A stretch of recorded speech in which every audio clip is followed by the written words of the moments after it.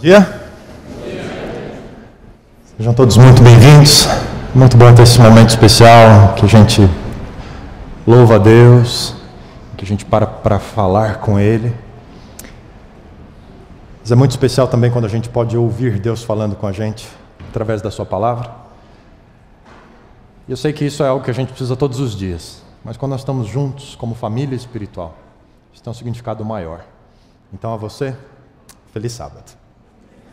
Nós estamos retomando hoje a série que iniciamos semana passada, Canções da Vida. Ao longo das próximas semanas estaremos falando sobre o livro de Salmos e tirando lições especiais deste que talvez seja o livro mais amado pelas pessoas, as duas grandes religiões, o judaísmo e o cristianismo, fonte de inspiração e de conforto para os filhos de Deus em todos os tempos. Você sabe, o pastor Felipe já disse para você ontem, boa parte do que a gente tem aqui era utilizado nas liturgias em Israel, nos momentos de adoração. Muitos deles foram compostos especificamente para esse momento em que a família espiritual se reúne. Nós não temos ainda hoje as anotações musicais, né? Como seria a melodia, embora os judeus ainda usem muitos salmos cantados hoje. E você possa encontrar no YouTube, por exemplo, se você tiver curiosidade, vai lá na sua casa, dá uma olhadinha ali no YouTube, digita salmo tal e vai aparecer o vídeo cantado. O salmo de hoje, canção de reconhecimento. Nós vamos gastar alguns minutos pensando juntos sobre o Salmo 139. É um salmo apreciado por muitas pessoas. Eu me lembro, a minha avó me ensinava alguns salmos. Às vezes a gente passava tempo juntos, ela me ensinava a decorar os salmos. E eu me lembro dela começando decor. Ó Senhor, Tu me sondaste e me conheces. Tu conheces o meu assentar, o meu levantar. De longe entendes o meu pensamento. Esquadrinhas o meu andar e o meu deitar. Conheces todos os meus caminhos, e sem que haja uma palavra na minha língua, ó Senhor, tudo conheces. E assim ela seguia o salmo. Este é um salmo muito conhecido, um salmo de Davi, em que ele descreve quem é Deus a partir da sua perspectiva. Se você tivesse que compor ou escrever algo a respeito de Deus, o que você falaria de Deus? Quem as linhas de uma folha receberiam ou descreveriam Deus na sua perspectiva? Você é bom fisionomista? Tem facilidade em marcar algo a respeito de alguém e depois, quem sabe, de algum tempo, conseguir reconhecer aquela pessoa? Sejam feições do rosto, talvez o porte ou o jeito de alguém, o som da voz, ou a forma como se expressa. O que mais te marca ao relacionar-se com alguém? Eu acho fantástico, por exemplo, os caricaturistas, né? Como em alguns relances ele já tem ali para colocar numa folha de papel as características que são mais marcantes no rosto de alguém. Impressionante a forma como as pessoas têm facilidade para isso. No seu relacionamento com Deus, o que mais tem chamado a sua atenção? Pense por um instante. Enquanto eu vou trocar de microfone aqui, você tem 10 segundos. Se você tivesse que explicar ou falar, definir Deus na sua experiência, quem é Deus? No Salmo 139, Davi organiza a sua dissertação ou reflexão sobre Deus ao redor de 3 características. Davi vai escrever muito sobre Deus, ele é um dos maiores autores dos Salmos. mas 3 qualidades que são exclusivas de Deus. Você sabe, muita coisa que faz parte de Deus, muitas das suas qualidades, características, Deus comunica ao ser humano. Misericórdia, humildade, serviço. Muitas características de Deus.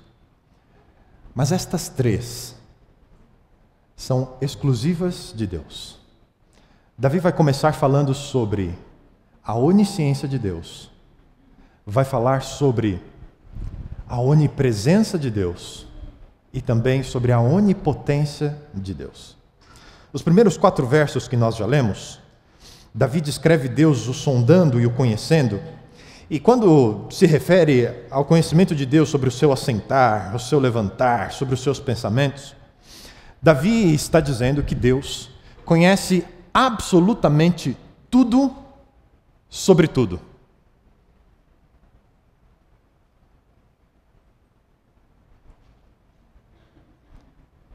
Deus conhece tudo sobre você. Deus conhece os pensamentos que você tem nesse momento. Deus conhece as emoções que foram tomando conta de você ao longo desta semana e que estão com você nesse momento. Deus sabe todas as situações pelas quais você tem vivido e tem passado, decisões que você tem tomado ou que você precisa tomar. Deus sabe absolutamente tudo sobre você. Ações, pensamentos, sentimentos e emoções. Deus sabe até aquilo que são os meus e os seus segredos. Aquilo que eu e você fazemos questão de que ninguém mais saiba.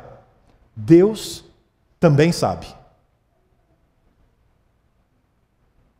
Davi descobriu isso. Num dos episódios mais difíceis da sua experiência, quando numa sucessão de erros, Davi envolveu-se em adultério, em assassinato e em mentira, Davi decidiu esconder, inclusive de Deus, os seus pecados e as suas falhas. Como a gente sabe disso? Porque no Salmo, que nós vamos estudar em outra semana, em que Davi abre o coração no momento de confissão e de arrependimento, depois de Deus ter enviado o profeta Natã para trazer Davi à razão. Davi, Deus sabe. Você acha que ninguém mais sabe? Deus sabe. Davi escreve no Salmo: enquanto me calei e escondi os meus pecados, os meus ossos pareciam secar-se dentro de mim. Deus conhece tudo sobre você. Ele é onisciente, sabe todas as coisas. Nada passa batido e Deus nos conhece melhor, inclusive, do que nós mesmos. Nas palavras de Davi, Deus sabe o que a gente vai falar quando a palavra ainda não chegou aos nossos lábios. Porque Deus sabe absolutamente tudo sobre nós. E talvez aí fique uma pergunta, não é? Mas se Deus sabe tudo, se Ele vê tudo, se nada está escondido diante dEle, o que Deus pensa sobre mim? E essa é uma pergunta importante. Como a gente se relaciona com o fato de que Deus sabe absolutamente tudo sobre nós?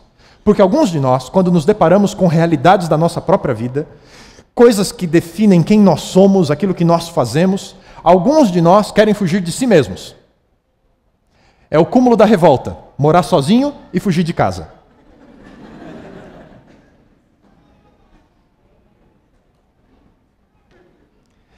Essa é a grande descoberta de Davi. Apesar de Deus saber exatamente tudo a respeito dele, ainda assim, Deus o chama filho e o ama. Nos próximos versos, Davi vai falar de uma outra característica de Deus, nessa sua descrição de quem é Deus. E falando sobre a presença de Deus, dos versos 7 em diante, Davi diz: para onde me irei do teu espírito? Para onde fugirei da tua face? Se subir ao céu, tu aí estás. Se fizer na profundeza a minha cama, tu ali também estás. Se tomar as asas da alva, se habitar nas extremidades do mar, ainda ali a tua mão me guiará e a tua destra me susterá. Se eu disser que a minha luz se tornou em trevas, o Senhor ainda me vê. E por mais que o meu dia se transforme em noite, trevas e luz para ti são uma e a mesma coisa. Davi está falando da presença constante de Deus em nossa vida. Sabe tudo sobre nós e está sempre conosco. Não há um único segundo da sua existência em que você esteja sozinho, sem a presença de Deus com você. Davi faz uma descrição, um contraste de altos e baixos.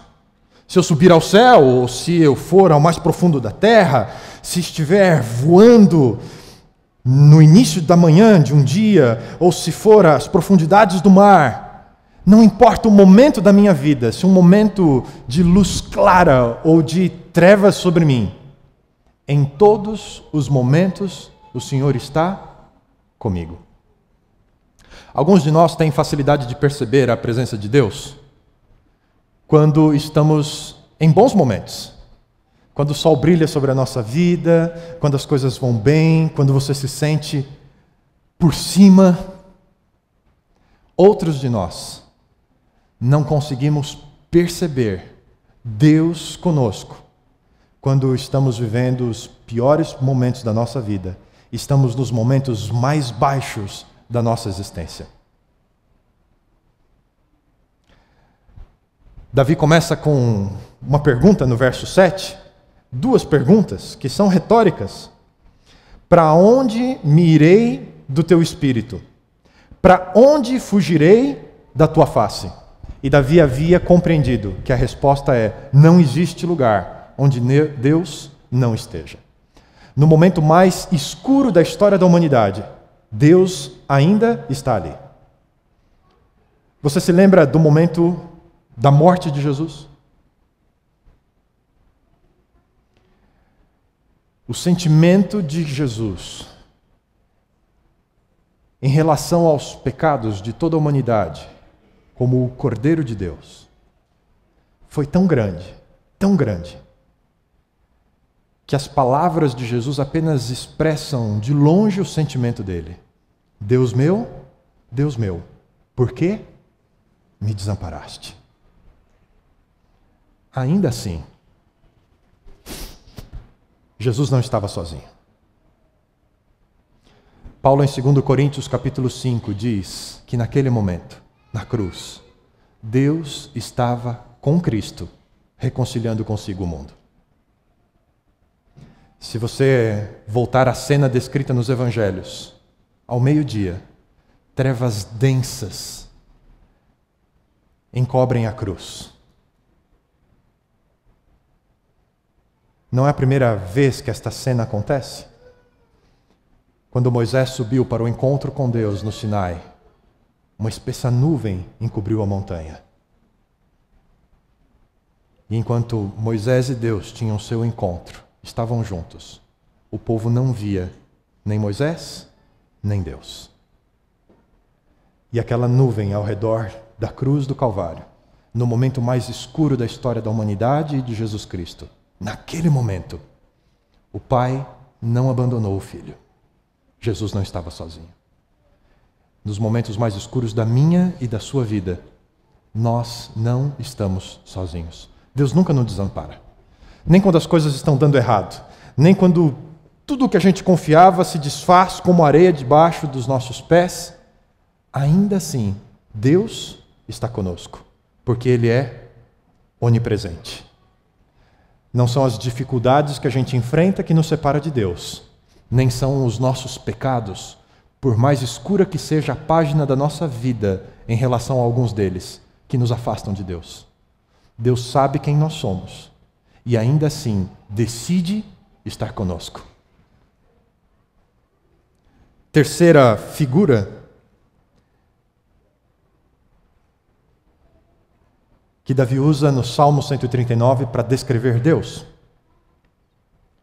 Dos versos 13 a 15, Davi vai escrever sobre o poder criador de Deus. Aquele que tem todo o poder, aquele que tem em suas mãos o poder da vida, deu vida ao próprio Davi. Verso 13: Pois criaste o meu interior, entreteceste-me no ventre da minha mãe, e eu te louvo, porque de um modo terrível, maravilhoso, eu fui formado. Maravilhosas são as tuas obras, e a minha alma o sabe muito bem. Os meus ossos não te foram encobertos, quando no oculto fui formado, quando fui entretecido nas profundezas da terra, os teus olhos viram o meu corpo ainda informe. Davi está usando uma figura de linguagem como se a sua gestação no ventre de sua mãe fosse como uma semente plantada na terra, e lá no profundo, envolta por escuridão, a vida rompe, o grão germina e uma nova vida se forma. Deus tem todo o poder. Aquele que tem o poder de criar, tem o poder para todas as outras coisas, na perspectiva de Davi. Eu me lembro quando a Paula estava grávida, durante a gestação da Melissa, gente marinheiro de primeira viagem, e de primeira viagem ficamos. Toda a preocupação que a gente tinha com a formação da nossa filha. E os exames que precisavam ser feitos, né? Todo o período do acompanhamento pré-natal, a gente ficava apavorado, né? Porque se uma coisinha desse errado, a gente percebia a fragilidade do desenvolvimento da vida humana. E talvez essa seja a razão da preciosidade da vida. Por que valorizamos tanto a vida? Porque a vida é frágil. Da perspectiva de Davi, aquele que tem poder de formar a vida, tem poder de mantê-la. Deus é o Criador, mas é também aquele que cuida, que mantém. Davi fala isso sobre o poder de Deus. Nos versos 5 e 6, Tu me cercaste em volta, puseste sobre mim a tua mão, e tal conhecimento é maravilhoso demais para mim. Deus cuida da minha vida. Deus tem poder, e esse poder está à minha disposição. Davi, num outro salmo, Salmo 103, vai fazer uma catalogação das vezes em que ele percebeu o poder de Deus agindo na vida dele. Não importa se era um momento de perigo, quando, fugindo do rei Saul, ele teve que estar nas grutas do deserto de En-Gedi, nos momentos de batalha à frente de exércitos inimigos. Deus o protegeu da cobiça de seus filhos em relação ao seu trono. Davi, no Salmo 103, vai dizendo: por todas essas razões, eu devo adorar e louvar a Deus, porque Ele é poderoso, e o seu poder que me formou cuida de mim. Nas palavras do próprio Jesus, não é a vida mais importante do que o corpo?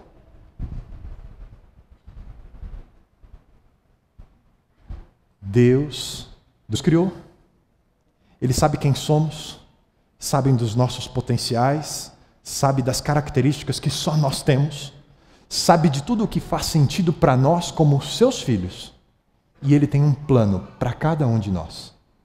E é nosso privilégio poder descobrir o plano de Deus e pedir para que Ele realize os planos dele na nossa vida. Você tem facilidade de perceber Deus indicando a você o caminho? Conduzindo a sua vida? Realizando o plano dele na sua experiência? Eu acho que esse é o grande desafio que Davi nos mostra. É possível aprendermos. Davi foi identificando as ações de Deus em nós. Fez o primeiro semestre da faculdade dela, e ao final daquele semestre nós resolvemos o seguinte: está muito difícil fazer esse curso nós dois e solteiros, é muito pesado, financeiramente, estamos longe da família, é muito difícil. E tomamos a decisão de voltar para São Paulo, trabalhar, casar, e aí voltar e fazer a faculdade. Na minha cabeça, o plano era perfeito.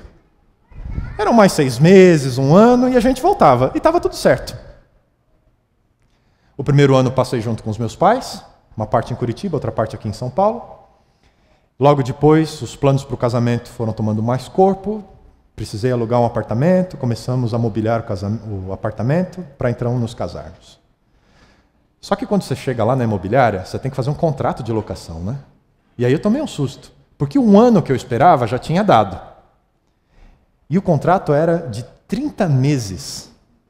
Assim, eu vou me enrolar, né? Porque eu não vou ficar 30 meses aqui. Eu vou ter que pagar multa. Mas Deus tinha os planos dele. Aluguei o apartamento, foi quase um ano para a data do casamento. Depois, o período trabalhando. Naquele segundo ano, a gravidez da Paula. E nós voltamos em 2003, agosto de 2003, para a faculdade. Essa parte já contei outra história outra vez. Mas o fato é que eu já tinha me esquecido do contrato. E quando eu fui devolver o apartamento, eu peguei o contrato. E fui olhar se eu devia alguma coisa em termos de multa. E aquele era o 30º mês, o último mês do contrato. Eu não fiquei esperando, porque eu sei que isso é pequeno. Isso foi só entre mim e Deus. Mas eu acredito que Deus tem um plano e tudo acontece no tempo dele. E enxergar as pequenas coisas de Deus na nossa vida nos capacita para as maiores. Já era o ano de 2011, nós estávamos há quase 5 anos trabalhando no Rio Grande do Sul como pastor, e uma série de decisões e fatos foram acontecendo na nossa vida. Eu tinha o desejo de prosseguir os meus estudos e fazer a pós-graduação. Para isso, eu não tinha oportunidade lá no Rio Grande do Sul ainda, ia ter que mudar profissionalmente a minha vida durante o período para poder sustentar a família e custear os estudos. Não ia poder fazer isso junto com a profissão de pastor e lá no Rio Grande do Sul. Uma série de decisões eu precisava tomar. E primeira delas, quando eu conversei com a Paula me apoiou. Quando a mulher apoia, ótimo. Conversei com um superior do meu trabalho, um tutor, e ele me disse: você é jovem, sua família também, é o momento, você deveria ir. Recebi dele um apoio. Liguei para a minha família, conversei com a minha mãe, e ela falou: puxa, não sabia disso, mas sabe o que aconteceu? O nosso apartamento aqui em São Paulo está vago, você pode morar nele. Fui conversar com o pessoal da faculdade para saber se o programa era um bom programa para mim, e eles disseram: nós estamos esperando um pastor que tenha trabalhado há algum tempo, a gente só tem gente que sai direto da faculdade e já vai para o mestrado. Seria muito bom que você viesse. Conversei com alguns amigos lá em Porto Alegre, falei: olha, estou tomando essa decisão. Eles sentiram por causa da distância e tal, mas um deles depois chegou e me disse: olha, pastor, o senhor está indo, né? Que bom, eu quero pagar o seu mestrado. A Paula ia ter que pedir demissão também, isso é o ruim de ser esposa de pastor, né? Deus chama ele, ela vai junto. Ela tinha diferença de 15 dias de férias só em julho, do período letivo no Rio Grande do Sul e em São Paulo. Ela veio para cá e numa única entrevista, a Paula já estava empregada. Ela já ficou em julho, não voltou para o Rio Grande do Sul. E quando eu busquei o meu presidente lá, ele disse: vai, você está fazendo a melhor escolha. E eu queria dar a minha perspectiva. Trabalhando em Porto Alegre, eu sentia a necessidade de um aprimoramento profissional para trabalhar numa igreja, num centro urbano. E eu sabia, não conhecia ainda a Nova Semente, o pastor Kleber, tinha visto uma programação aqui, nem tinha visto o pastor Kleber aqui. E eu decidi que aos finais de semana eu voltaria do interior e ficaria em São Paulo com a família, e no sábado eu viria aqui na Nova Semente para aprender um pouco com o que se fazia aqui. Primeiro sábado de agosto, eu estava aqui. Já havia ouvido uma palestra do Kleber sobre discipulado e tal, e ele havia dito como funcionam as transferências, né? O pessoal da transferência já receberam um e-mail da Sandra, viu? A gente tem um encontro dia 12 de outubro. E ao final do sermão, o Kleber foi à porta, foi se despedir das pessoas, eu passei por lá e falei: pastor, gostei muito, como é que faz para ser membro aqui? Aí ele rezou o rosário para mim, né? Ao final eu falei: e pastor, precisa de tudo isso também? Aí ele arregalou o olho assim, né? Você é pastor? Sou. Aí eu contei a história, né, o que tinha vivido até ali, estava matriculado no mestrado, no NASP. Ele falou: eu preciso falar com você. Sábado seguinte nós conversamos. Ele contou do momento que ele estava, dividido entre as ocupações aqui na Nova Semente e na Conferência Geral. E ele falou que precisava de um favor. No último sábado de agosto, ele tinha uma viagem, ele precisava que alguém pregasse e ele pediu que eu ajudasse. No último sábado de agosto de 2011 foi o meu primeiro sermão aqui na Nova Semente. Na semana seguinte, eu tinha um casamento de amigos lá no Rio Grande do Sul. Eu fui celebrar a cerimônia. No domingo, antes da cerimônia, o pastor me liga. Olha, queria agradecer por você ter nos ajudado, eu sei que você chegou agora e tal, muito obrigado por encarar essa, mas é o seguinte, no próximo fim de semana, eu precisava que você pregasse, né? Eu falei, tá bom, não tem problema, vai viajar de novo? Não, eu vou estar em São Paulo, mas eu preciso que você pregue. Segundo fim de semana de setembro, foi o meu segundo sermão aqui na Nova Semente. Naquele dia, no sábado à tarde, o Kleber me chamou de novo e falou, olha, eu estava esperando, quem sabe, mais tempo, mas eu tenho certeza que é agora. Nós estamos procurando um novo pastor para a Nova Semente, que me auxilie aqui no trabalho, e eu tenho certeza que Deus mandou você aqui, e eu vou te contar por quê. Desde março, eu tentei, diversos pastores viessem para me auxiliar aqui, e por diferentes razões, não dava certo. No mês de julho, eu fiz uma oração. Deus, eu desisto. De repente, eu estou fazendo do meu jeito. O Senhor é o Deus dessa igreja. Então, traga um pastor. E no primeiro sábado de agosto, você estava aqui. Tenho aprendido muito com essa igreja, no trabalho com o pastor Kleber. Deus tinha um plano para a minha vida que eu ainda não enxergava. Mas se a gente aprende a enxergar as pequenas ações de Deus na nossa vida, a gente se prepara para ler as grandes ações dele na nossa vida. Esse é o segredo. Quando a gente enxerga o plano de Deus para nós, a gente pode fazer como Davi. Os 2 últimos versos desse salmo é uma oração de Davi. São palavras que a gente só dirige a um amigo em quem a gente confia muito e que sabe que quer o nosso melhor. Verso 23 e 24, Davi diz, sonda-me, ó Deus, conhece o meu coração, prova-me, conhece os meus pensamentos e vê se há em mim algum caminho mau e guia-me pelo caminho eterno, guia-me pelo teu caminho, realiza o teu plano na minha vida. Queridos, esse tipo de oração só existe num relacionamento profundo com Deus. Você só se dirige a alguém que sabe todas as coisas, que está em todos os lugares, que pode tudo, e pede para Ele vasculhar a sua vida, se você confia que os planos dele são os melhores planos para a sua vida. Nas palavras de Isaías 55, verso 9, os pensamentos de Deus não são os nossos, nem os caminhos de Deus são os nossos caminhos, porque os pensamentos de Deus são muito mais altos que os nossos pensamentos e os seus caminhos muito melhores que os nossos caminhos. O meu desafio para você, ao nos aproximarmos desse Deus que Davi descreve, faça dele o seu Deus. Peça para que Ele mostre o plano que Ele tem para a sua vida. É um plano que só se encaixa em você. E Ele vai realizar esse plano.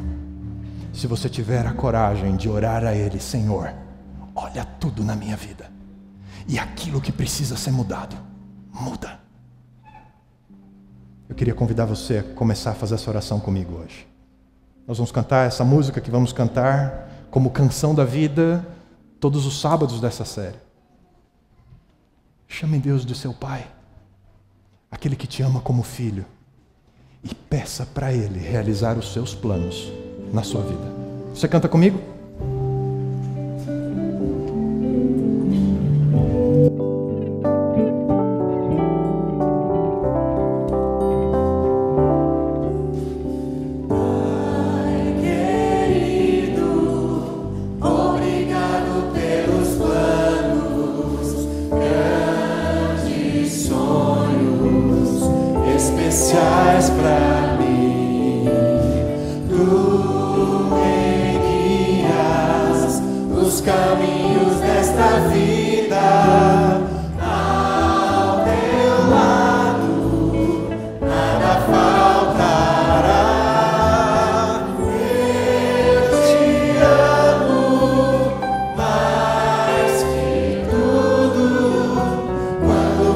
Quando